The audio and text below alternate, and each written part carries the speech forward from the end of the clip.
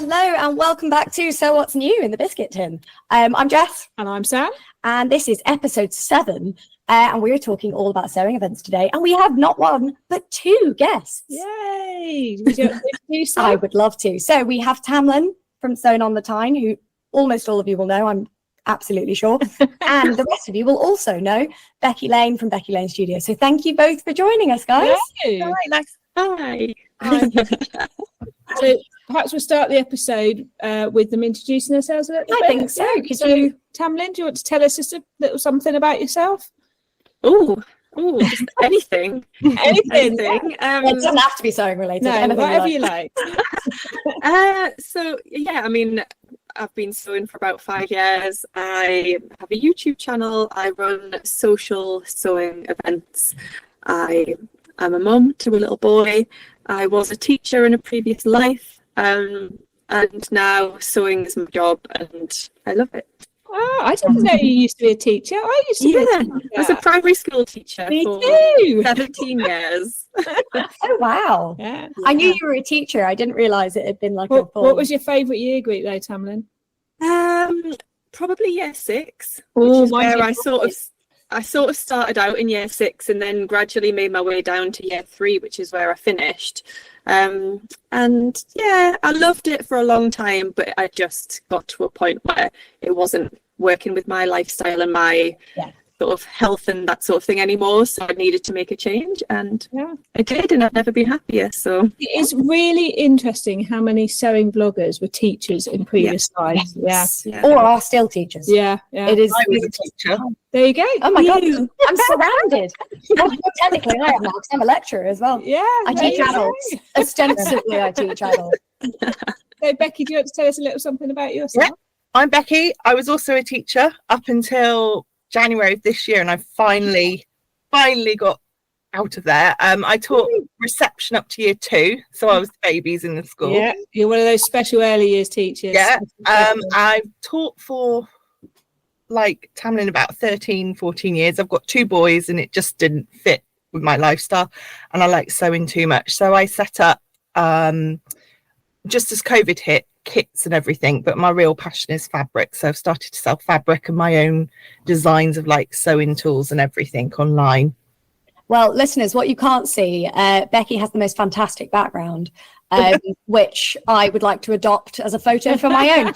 It's surrounded by fabric, and it looks like an absolute sort of dream scenario. I'm very jealous. And is wearing a fabric that I think Tamlyn either has or would lust after as well. I absolutely lust after. Yeah, it's incredible. I can have it. For our listeners, I'll create a visual picture. I would say it is like a rainbow leopard print on a black background. Yeah, it's like a charcoal grey background, but it's not velour, but it's like a velvety one, so it's really nice and soft and warm. I definitely could not have that because my husband has a thing against velvet. Oh. And yeah, I could not have anything velvet. Do you know what's weird though? My fiance is a bit like that with velvet. I ignore him fully because I love it. But he was like, feels weird on my hands. I was like, I think you just need to moisturize your hands. I think about cotton wool because I once worked with someone and she couldn't touch cotton wool. Yeah, the woman who was terrified of cotton wool. No, that was the person who was scared of buttons. Oh yeah. I can't. I'm scared of buttons. They're everywhere. I think it was like an irrational thing. They were frightened of drown. There's no rational reason to fear buttons. I worked with another teacher who was scared of stickers. You know, wow. And his TA was quite cruel. She used to cover his lunchbooks in stickers so that it was hard for him to get to his lunch. That payback for whatever he'd done during the whatever work he'd given us to. Yeah. Sorry, I'm stuck on.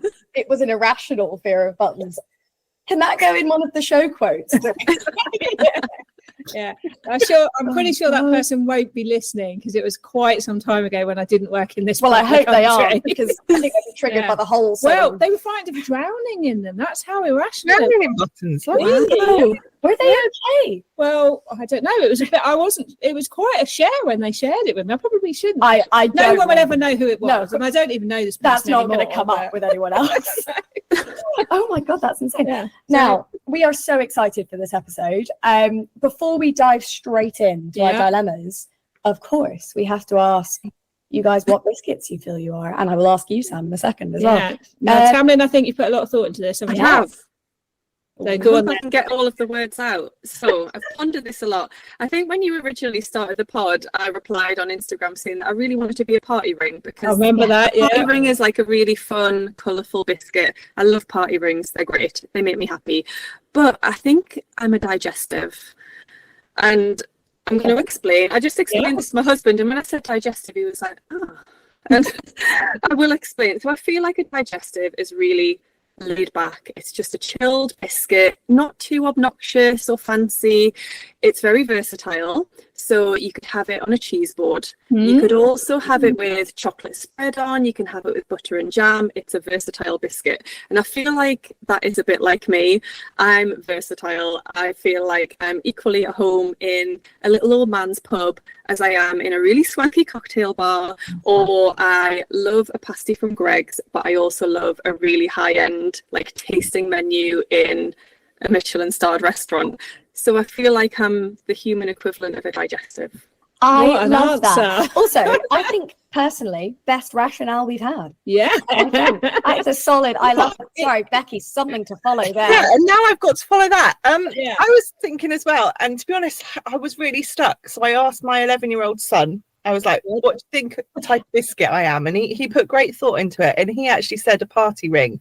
Yeah. And his reasoning was, you're sweet, everyone likes you, and you wear really bright, colourful clothes. So I was like, What a great rationale. I love that. That's really sweet. I I'll also pay you your pocket money later.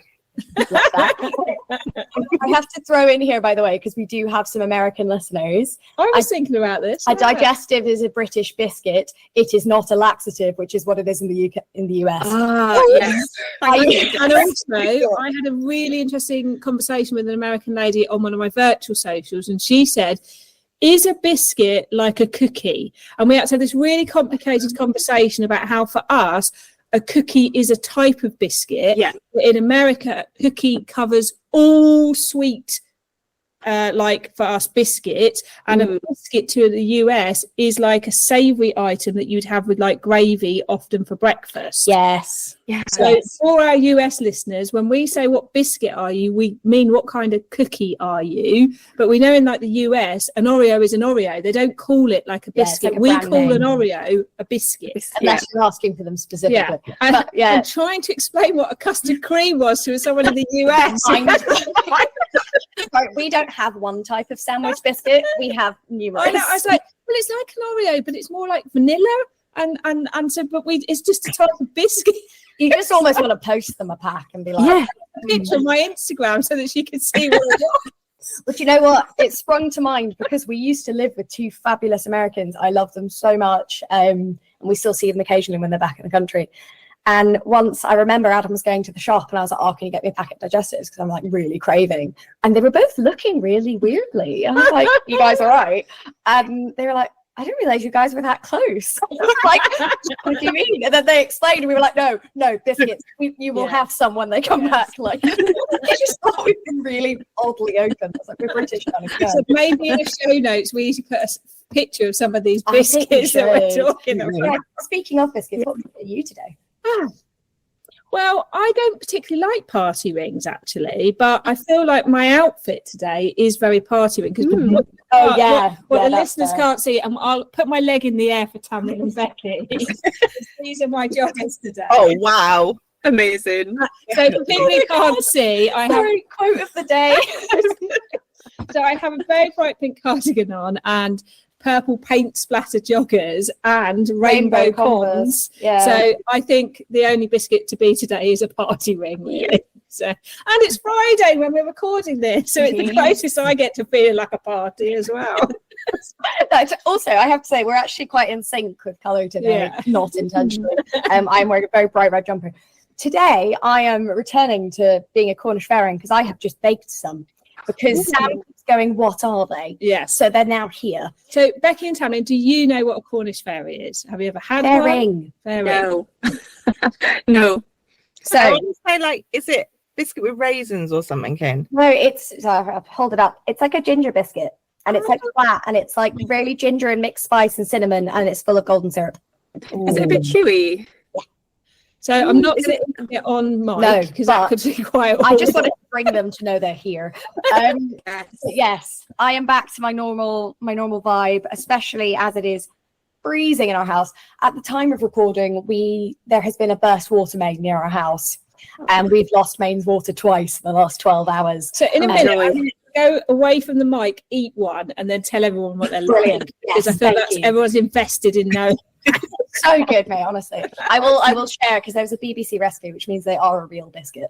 I will share. I never doubted you. I just wondered if I was the only one that didn't know, and it feels like I'm more in the general populace that we don't know. Things I need to catch up on one of your biscuits. I've never had a Viscount. I've only ever seen them. Oh, see, Viscount. That's like a special occasion, isn't it? Yeah, likes them, don't you? Yeah. It's like what you used to have when you went round to your nana's house. Yeah, or like for me, it was like a special in a lunchbox, you know. Yeah. Mm-hmm. You know, it's going to be. And for our US listeners, that's basically a cookie that's in a green foil wrapper with chocolate and a mint layer in it. Mm. It's a good. I think that's why I've never eaten one, because anything that was chocolate and mint that came into my house was immediately stolen by my mother. Like it just vanished. It's like I didn't realize you could eat chicken wings off roast chicken for years, and then actually realised that what happens is my mum has them off the roast before the rest of the roast comes the out. person I live, he does that as well, and I find him eating over the chopping board whilst cutting the chicken. It's like my mum doesn't even cook the chicken; she just goes in, steals it, and leaves. And my dad, obviously, they've been married for 30 years, so he's like, "Yeah, fair enough. Yeah, crack on." Now, I think we need to address the dilemma. You can tell everyone the dilemma while I try one of these biscuits. Absolutely. So, we were thinking about today's episode, looking at elements of the sewing community. And then I got a message actually back in October, and I've had a few since as well. This person messaged me to say, I don't want to spend too much at the moment because money is tight. And while I can afford tickets to things like the Knitting and Stitching Show and the Stitch Festival, I'm worried that I will impulse buy and overspend because I'm caught up in the atmosphere.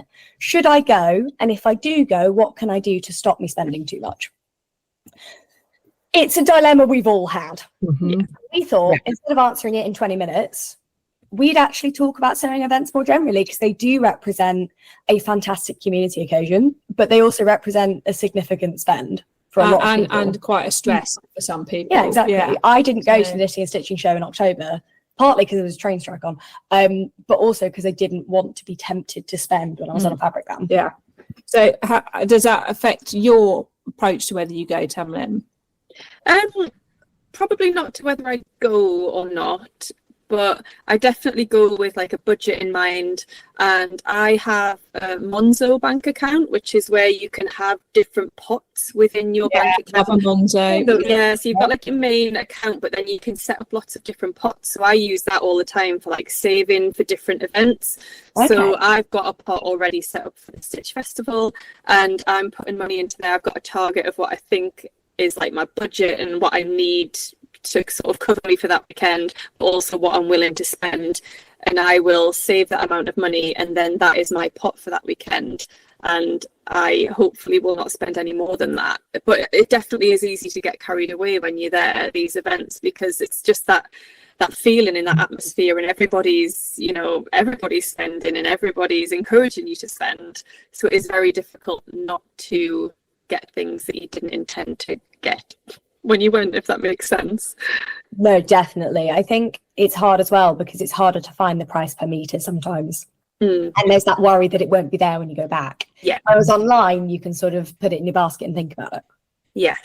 Yeah. Becky, I know you now go to events to run your own stall, but have you been and do you go to events as a customer? Yeah, I do go to events. I went to Stitch Festival last year. It was my first time going, and again, I was a bit worried because of cost and everything, but I try to be good, but there are some times when you see fabric and you just can't resist it. So I'm terrible. I have a fabric collection, I call it, and that's my own private compared to my business.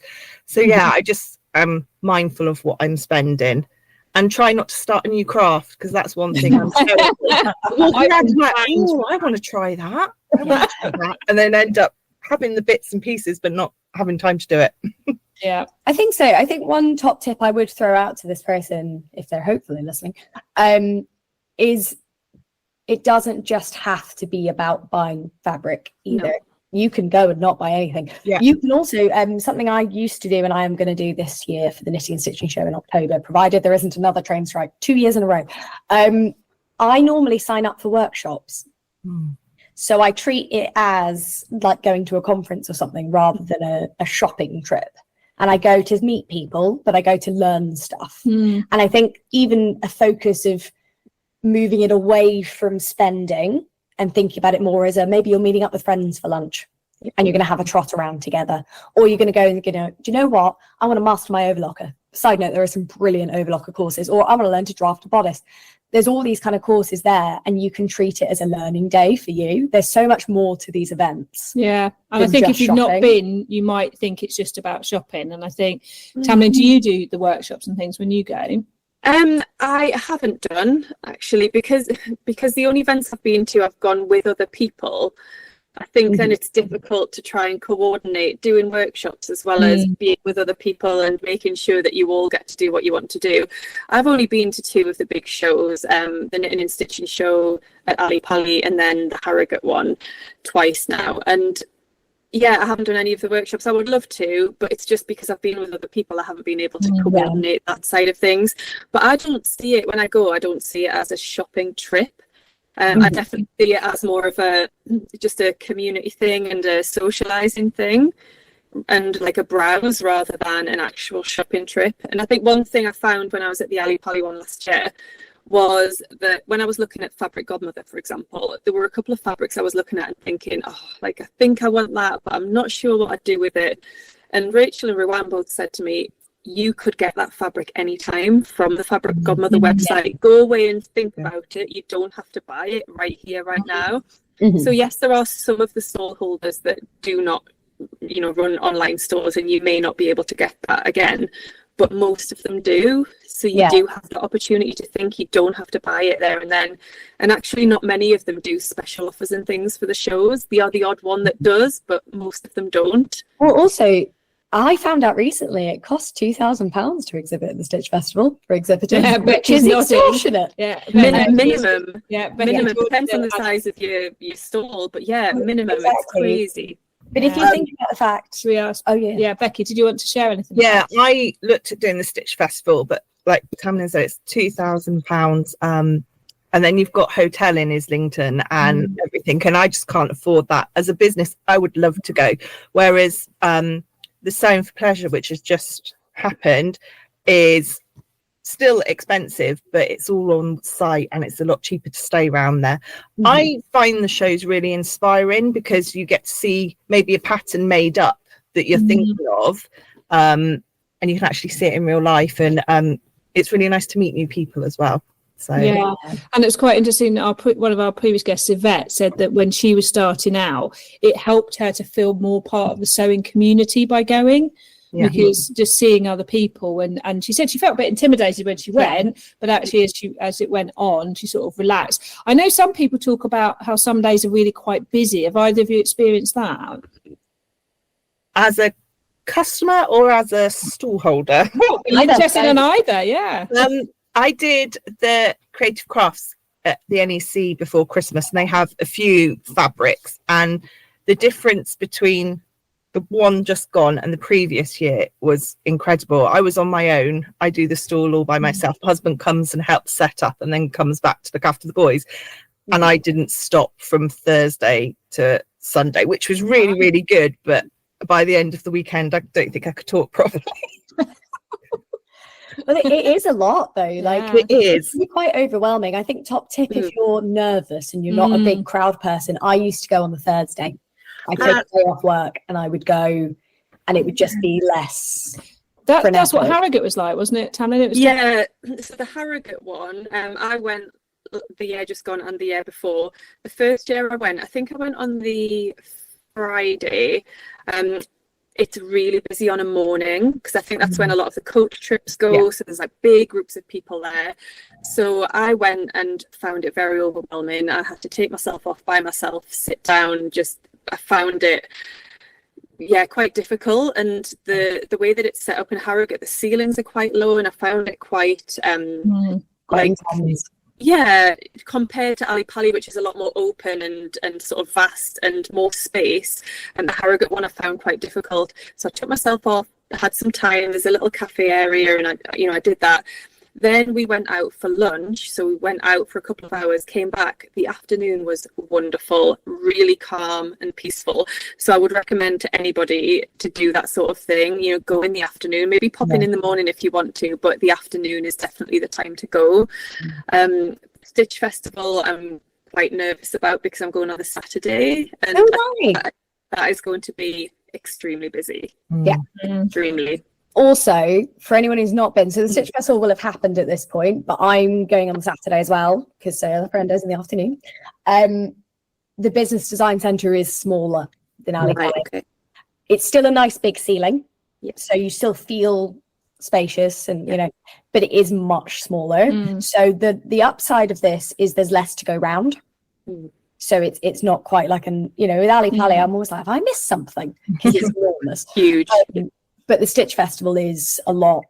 It's literally, I'm not a massive fan of the Business Design Centre as a venue, because it's there's a lot of balconies. It doesn't feel as accessible. There's a lot of stairs and balconies, but it's not as big. So you absolutely can do a bit, take a break, take a break. Yeah. If anyone's nervous. Also, there's so many people going. Don't be afraid to put it on your Instagram and say, does anyone want to come with me? Yeah, I think that's the thing, isn't it? Is if you want to go and you don't have sewing friends that live nearby, I can guarantee you there's probably someone else doing the same who would happily meet up with you. I don't know if either of you, obviously it's probably a bit different for you, Tamlyn. Do you get people coming up to you who recognise you from YouTube? Yeah, which is really nice. At Ali Pali, we had that a lot, and we couldn't really walk from one store to another without people coming up to us, because there was Rachel, Ruan, and myself together. So if they didn't recognise one of us, they recognised another one of us as part of the group.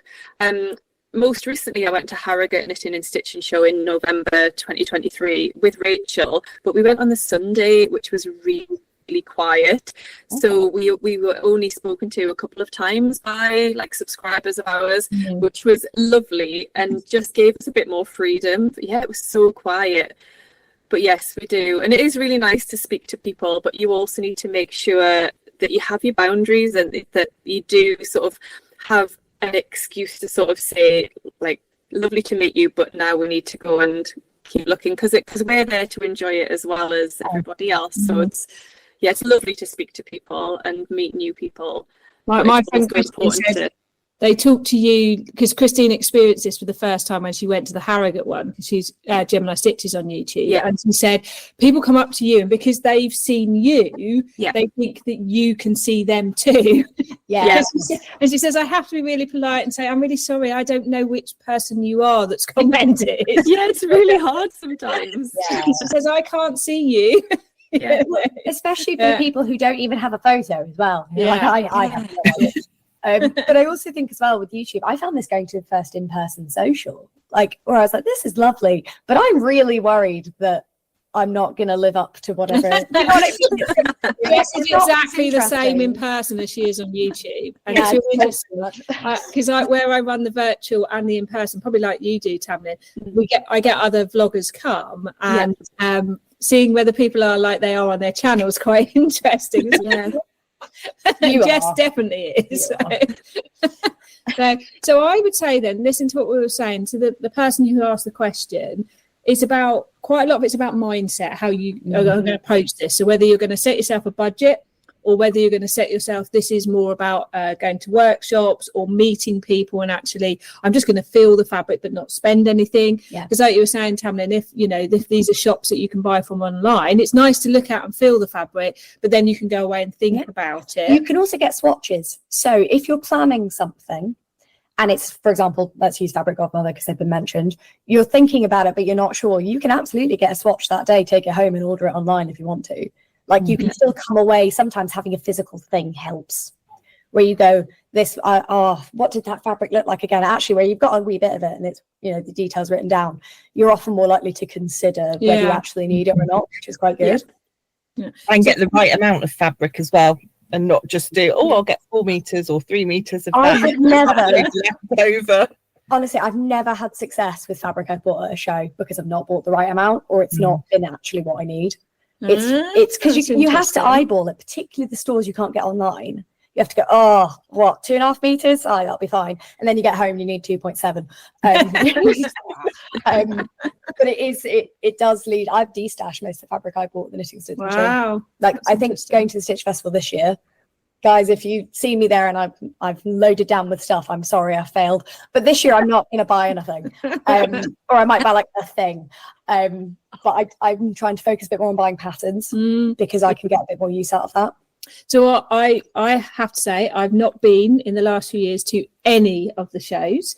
Years ago, I used to go because like Becky was saying, I've got a lot of other hobbies that you keep picking up hobbies. So I've done a lot of textile art. So I used to go to the shows because I was looking to buy like soldering irons and things like that to cut fabric. Love it. and bead mats and all sorts of things. And it was interesting to go for that perspective because you would meet the people who knew the techniques and then they would tell you the tips and those sorts of things. But I actually haven't been because I wasn't ready to trust myself. I hadn't got my mindset right about not thinking, but there will always be another amazing fabric. I'm still in that mindset of, but if I don't get it, I might never get it. It's what Yvette said. There will always be more fabric. Yes. And actually, I've been working, the last year I've really worked on that. I put myself on a only buying plains thing for 3 months, and that massively helped me change my mindset. And actually going to Birmingham with Christine in January and going to like the rag market, that is like a mini version of going to a festival because you're confronted by a lot of fabric.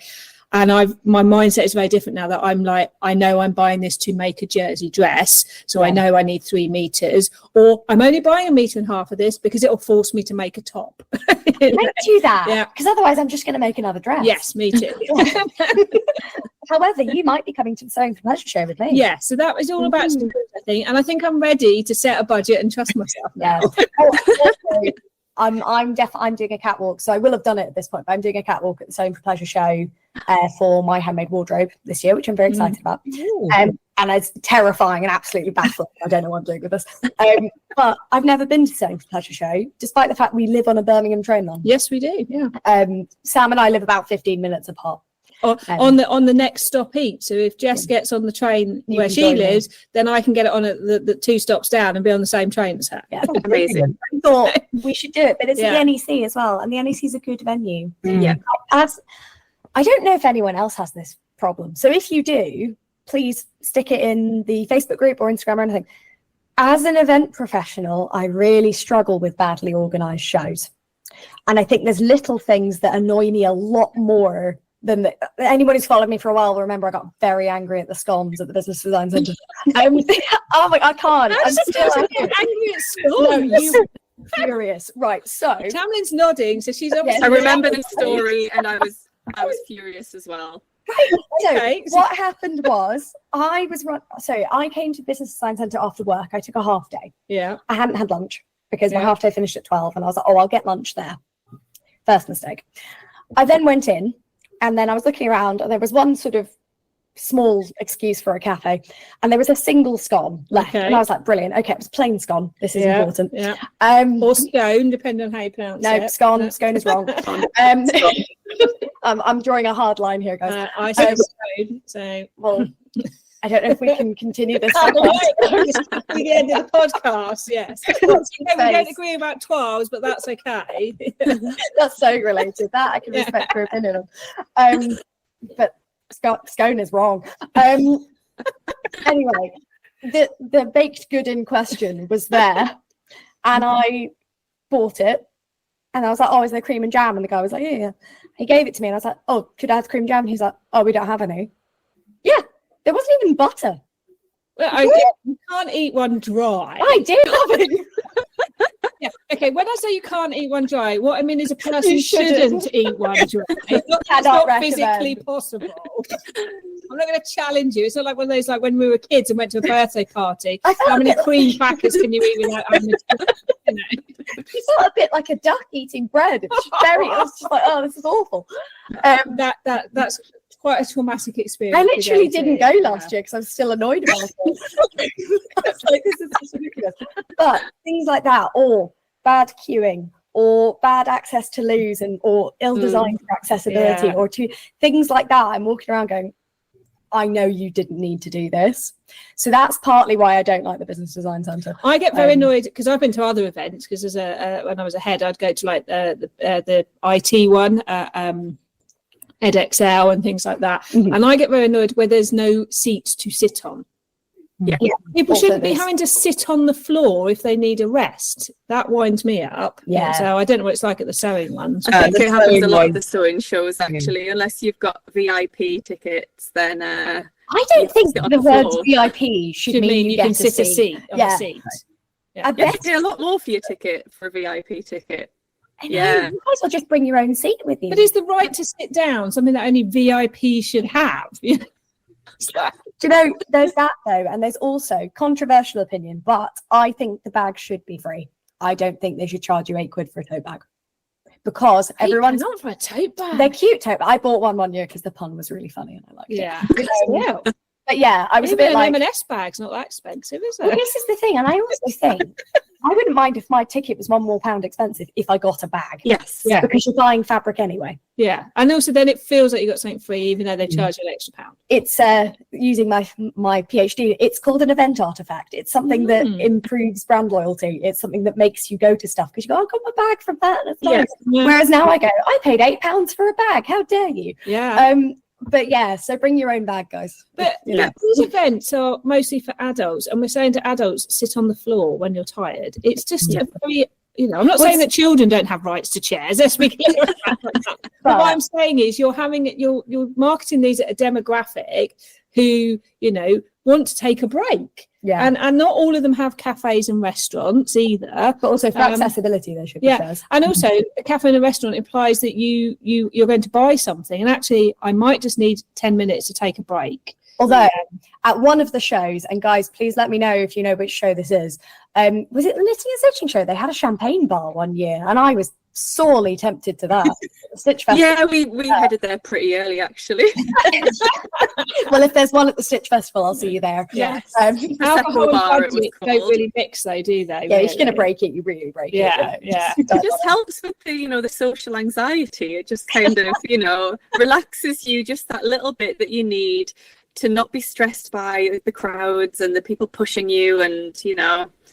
And also, hypoglycemic rage is a real thing. So do take some crisps or something, because there is a moment. I grew up with my mum and I love to shop. My sisters and my dad get very overwhelmed in big crowds, which is fair enough.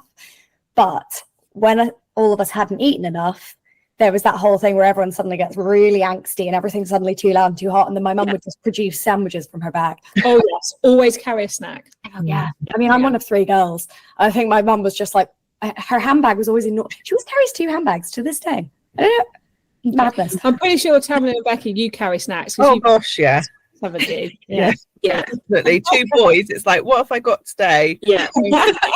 No one wants anyone hangry. You need to have an emergency snack. Right. Absolutely. How old are your kids, Becky? I've got a 10 and an 11-year-old, nearly 12. Ooh. They definitely need emergency snacks. Yeah. Oh, yeah. Especially the youngest. Yeah. He's the creative one. He's very highly strung sometimes. What a nice way to phrase that. What about how old is Taylor now, Emma? He will be 4 in July. Oh my god, how? I know. How? He was like a little baby, wasn't he? A few weeks ago. Oh my god. Yeah, that's how That means he'll be starting school in September then. He's actually at school because he's at a school nursery, and it's a school that's very much like he wears school uniform. The day is structured exactly like a school day. Oh, that's good, it's incredible. It's like over the road from where we live, so it's just a 5-minute walk there. And he learns Spanish. He learns ICT. Like a class of nursery children all going off to the ICT suite. The teacher deserves a medal. Teaching children how to control a mouse at that age. Yeah, it's incredible. And they have music lessons. Over the mouse. It's great. So I feel like he's already at school, even though it's nursery. That makes September not stressful then, doesn't it? At least he sort of knows what's going to happen and framework and things, which is really good. I did preschool. I was at a tiny nursery and then I started school when I was 3. turning, because I was young for my year. But I do remember there's something nice about being at a preschool at a school, because you see all the children as well. Yeah. So it's sort of like, oh, I'm at a place with people, rather than it being a whole separate deal. Do you want to know my memory of preschool? This will age me. So we were given tobacco tins with words to learn in. Wow. Wow. Yeah. Incredible. That'll get that, you know, I've already said on the podcast how old I am, but yes, when I started, I must have been like 4 or something. Yeah. It was a proper old school sort of like rectangular, you know, with the curved corners tobacco tin, and your word cards were in there, and you used to take them home and learn them. It didn't help that my dad taught me the wrong nursery rhyme words to a silly version. So then when I told all the other children, the teacher was shocked and had to have a word with my mum. And on purpose, let's be clear. There's limited joys as a parent. That's got to be one of them. He did redeem himself by making us an amazing Wendy house to have at the preschool. That's pretty which I can still picture oddly in my head.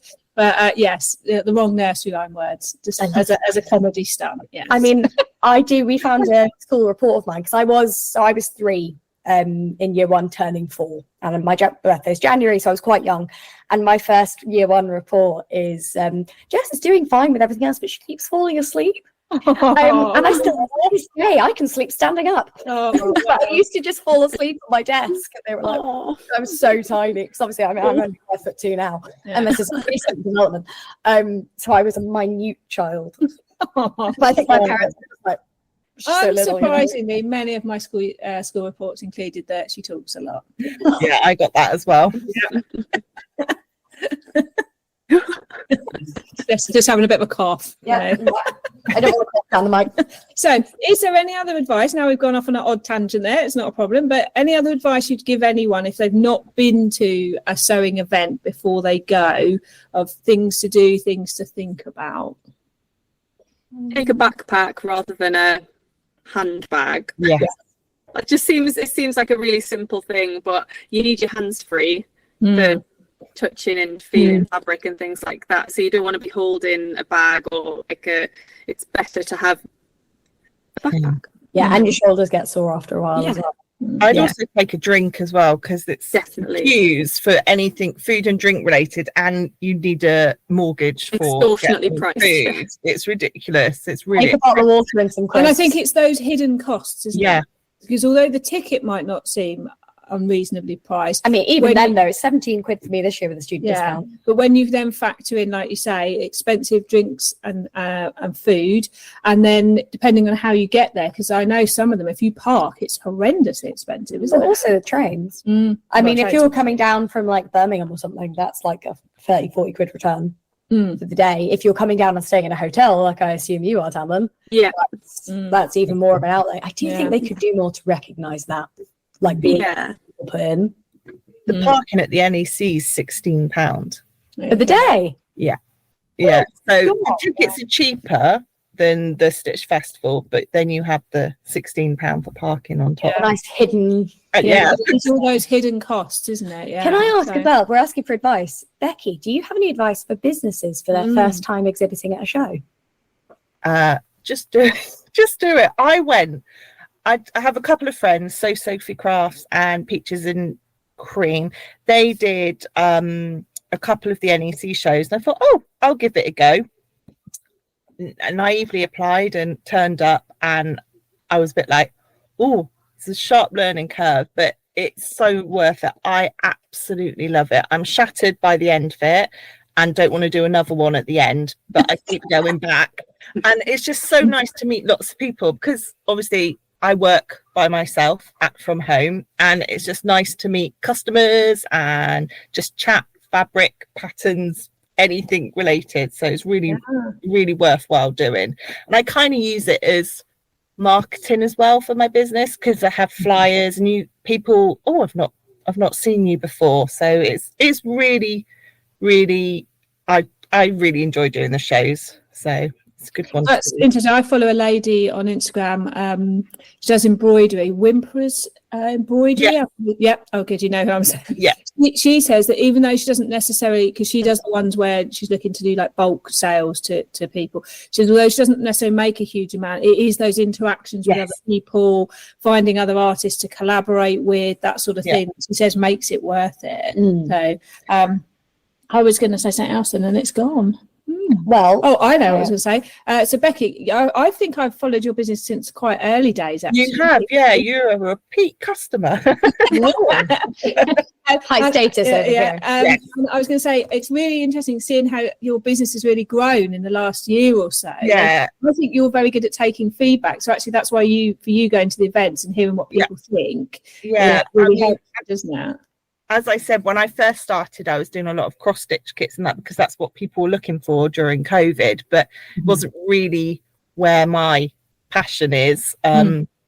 So yeah, it's really good because I can see what people like, what they like, listening into conversations and hearing what they think of my things. And yeah, I'm still learning. I've not got a business mind. I taught 4 or 5-year-olds for 13, 14 years and have not done anything business related really. So it's my passion. I do it because I love it. But it comes across in what you do. That's what I hope. And it's like, I don't necessarily follow trends when I buy fabrics. I buy stuff that I like, that I think other people might like. And it's all things that I would sew up myself. And the feedback's really good from customers. So, and I loved seeing the advent calendar you did. Yeah, that was super popular. Yeah. I couldn't believe it. Yeah. I've already planning this year's one as well. So. I think I might join the world of sewing advent calendars next year. I've resisted thus far. Now, one final thing to round off with is if you don't go to a show, it can be really, really hard dealing with the FOMO of not going. I found it really hard last year watching everyone go because I was like, oh, I could be there and I'm not. I mean, I couldn't because there's a full train strike and I literally couldn't have got there. But it's quite hard to watch. It's okay if you can't go. It's okay if you're just not free. It's okay if you just don't like stuff like that. Or like me, you couldn't trust yourself. Exactly. Also fine. I mean, not fine, but fine. There are so many reasons, and there are so many more sewists not going than there are going.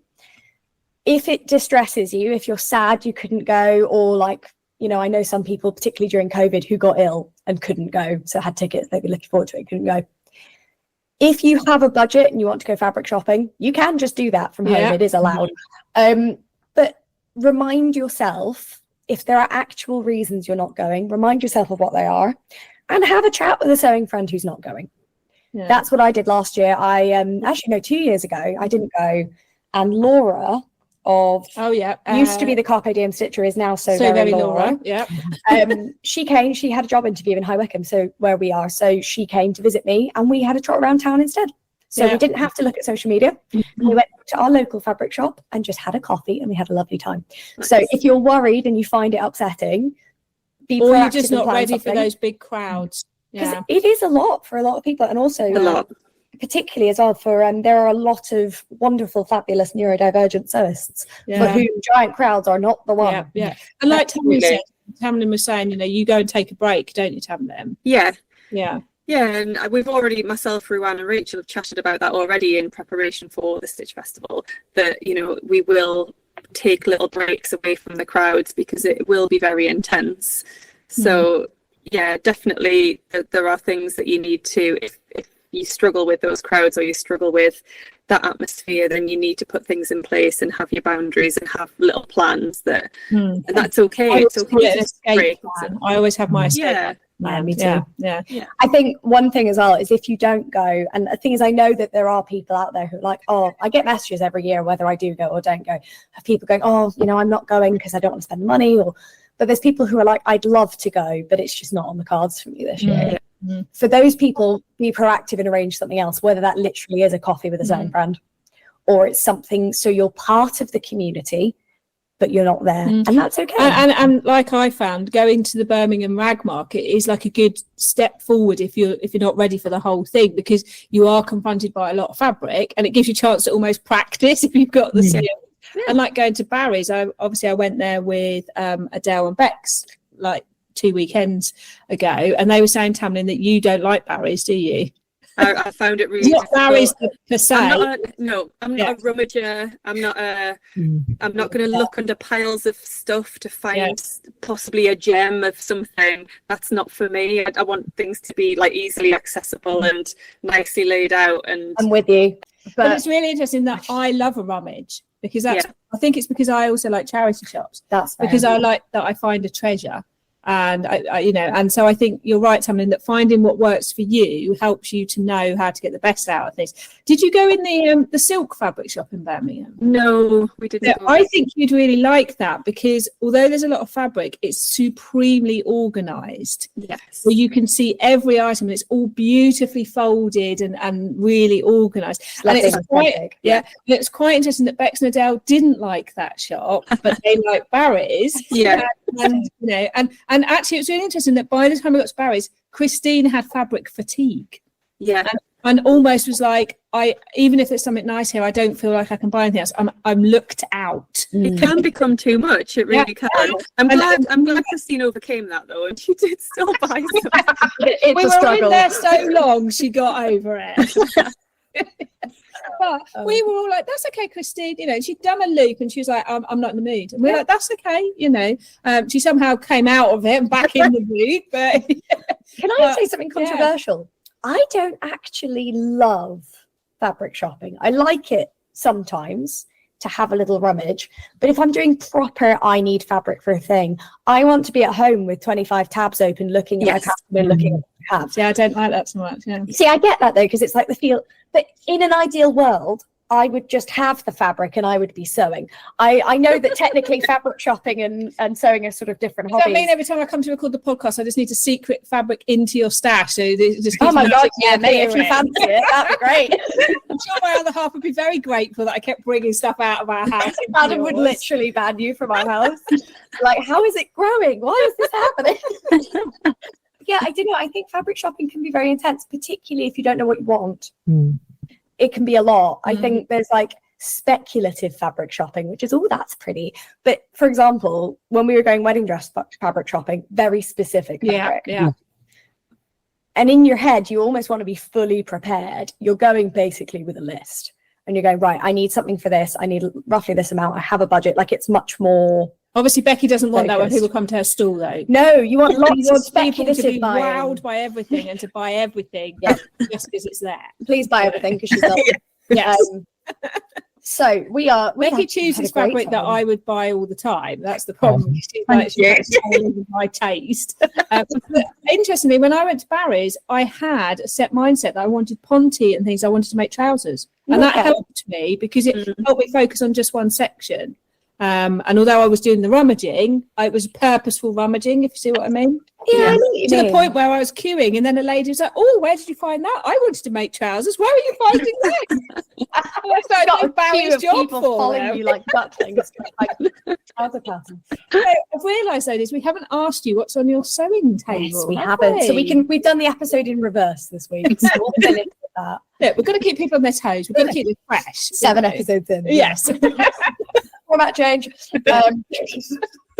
Becky, what's on your sewing table? I am doing my first style arc pattern. I've got the Kenny shirt, which is the one with the big collar. So I'm using one of my cottons. It's an abstract print, so it's quite out there. So that's on my table at the moment. I've just had a fabric delivery for possibly a print that I'm going to have printed myself. I saw that on Instagram. I will buy it. I'm telling you now. A lot of people have said, yes, let me give you my money, which is great. But I was going to do it as a quilted jacket, but now I'm thinking I might just go for Emporia Patterns, Penelope, because I love the sleeves, and I know that pattern suits me and fits me, and so that's on my projects list as well. And how about you, Tamlyn? I've actually been sewing this afternoon, and about 15 minutes before we started this, I was hemming my dress that I'm wearing tonight, because I'm going out tonight for the first time ever with one of my lovely friends who comes to my sewing socials, actually. And I've been making the Calvin wrap dress by True Bias, which is kind of like a tried and true for me. I've made it 3 or 4 times now, just the fit, and I love how it makes me feel. Nice. And yes, I was hemming it not long ago, so it's almost finished, ready to go out in about an hour's time. So I just need to do a thread chain on the side just for the belt to go through. But if I don't get that done, it's not the end of the world. That sounds so exciting. We're very excited to see your outfit as well. And we fully support sewing community and meeting up with other sewists, because it is really fun. I'm very glad I met you. This is great. But it all starts with those little things at socials and stuff. So go to your local social if you haven't already. Definitely. What are you saying? It's springtime for me now, because I've finished doing my sort of what worked for me over the winter, because this is like, now I've stopped like being a head teacher. I don't have like a front facing job so much anymore, so I don't need the same wardrobe anymore. And actually sewing things like the joggers, like the legs I showed you at the beginning, things that still bring me joy, that are comfortable to wear at home, was my massive mission for the winter, because otherwise you just end up in your pajamas and then you feel a bit sad at the end of the day that you didn't put anything on. So making sure that my home wardrobe is as joyful as my front facing job wardrobe used to be. So now I've got to work out how to do that for spring, and that's a bit more confusing, because it could be really warm or really cold. So it's all. So I'm just working that out, but that's what I'm on now, is looking at my fabric, shopping my stash, looking at my patterns, and just planning my spring. So we're in that place right now. I'm making up my mind. What about you? So this is coming out at the end of March, and I've planned my March making, because at this point I will have been sewing yellow for an entire month, which is very, very exciting, guys. So this will come out at that time. So thank you for taking part in Sew Yellow Friendo. I'm sure lots of you will. I'm sure these lovely ladies will have done. Yeah. We will, absolutely. Hooray. But to buck the trend then of a month of exciting yellow sewing, I will also, 3 or 4 days after this pod comes out, be doing my first 5K race. Nice. So I'm making a running top from Green Star Patterns. Not to wear in that race because I don't know what I need yet, but I thought it would be a fun goal for April as I start getting into, all of my running so far has been through the winter. So it has been layers and more layers and then layers and then more layers and then something to cover my lungs as well. Whereas getting into the warmer weather, I don't actually know what I like running in. So I get very hot when I run. So I get very hot, but I have to keep my lungs incredibly warm. But I like shorter sleeves. So I'm thinking, originally I had the Veltori top, which I will still make, but I'm going to look at Green Star Patterns. If you haven't heard of them, they do fantastic sportswear patterns and apparently very good sports bras for that you can sew yourself, which is 100% on my list. But yeah, I thought I'd treat myself to a little running make. And I've got a load of Lycra left in my drawer as well, so I might as well. I have none. So, you can have some of mine if you want. Please. Now, we've all been desperate to know what I thought about the biscuit. Finish off. Which I ate about half an hour ago. Okay, Sam's final opinion on Cornish Ferrings. Right, delicious. It's a really nice chewy biscuit. When you want something chewy, for our American listeners, when you get like nice soft chewy cookie. And really nice balance of flavours. Thank you for making those, Jess. I will get the recipe. I think they'll be going down well at home. Nice biscuit. Thank you very much. I'm delighted. The first time I said this, she was like, what are you talking about? Really, I feel vindicated right now. I'm pretty impressed that you stuck to your word. And when I walked in today, I could smell that she'd been baking. That's impressive. That's lovely. Yesterday, and I literally turned around and was like, I have nothing in the house. I have no biscuits. I have nothing. I have let the side down. So you also bought I did tack biscuits today, but mine were shop bought. But, no, that's it, really. I mean, coming from work, you could have baked at work. I know, So thank you so much for listening, guys. If you would like to follow our podcast guests, and you absolutely should, you can find Tamlyn on Instagram and YouTube as Sewn on the Time. Yes. Anywhere else? Or just no, I just think Instagram and YouTube. I did dabble in TikTok for a little while, but that didn't go very well. So I don't like it. I haven't got time for it. Just very loud. And I feel like I might get a bit old for it. Yeah. Yeah. Do you know what? Yeah, Instagram and I'm YouTube. too old for TikTok. I hate it. I don't like it either. It's Tamlyn. full I've of tried. 16-year-olds dancing. It's very strange. It's not. I'm not about it. And And obviously, we can find you as the Northern Soul Sisters as well. yes, Yes. as one of 3. So go check them out on YouTube and on Instagram. I personally love following And along. so too. Yes, I have an Instagram account for Sew Tune as well, which is my sewing socials in Newcastle. So if you're local or if you're not local and fancy travelling, like Sam will be, Yes, I'm going to one. Can't remember which one I've said, but I'm That's going. so exciting. May. May, I want to say, yeah. Okay, Yeah. well, if I say May, it must be May. Yeah. You're going to May now, regardless. So yes, follow me on all of those. It would be lovely to have you there. Fabulous. Becky, thank you so much. You are on Instagram as Becky Lane Studio, is that right? Oh no, it's Becky's Sewing Studio. Becky's Sewing Studio. It used to be Becky Lane Studio, didn't it? It used to be Becky Lane Designs, but then Right. I realised not many people knew what I did, so I stuck the sewing in there. The Becky Sewing Studio. Anywhere else than Insta, or is Insta your main place? Insta's the main place. Again, I tried TikTok, but I'm just too old for that. And we'll share your website as well. And Oh, obviously, brilliant. Yes, and my website. Yeah. That'd be great. Fabulous. we've loved having you, ladies. I hope you've enjoyed it. Yeah, absolutely. It's been Yeah, amazing. and we hope you have a nice weekend because it is Friday, isn't it? Yes. I started a vlog this morning by saying, "Hey folks, it's Thursday," and then realised 5 minutes through that it was Friday, and I've left it in because it's the most relatable thing I've done in weeks. But thank you so much for listening. Yeah. Tune in 2 weeks for our last episode of season 1. Yeah, I don't know what it is, so don't ask me. Oh, it is. I do know exactly what it is, it but we're is. not going to No. announce it. Oh my god, I know what an episode is and the order. Guys, you don't understand. Like, this is not my role here. My role is to just talk endlessly.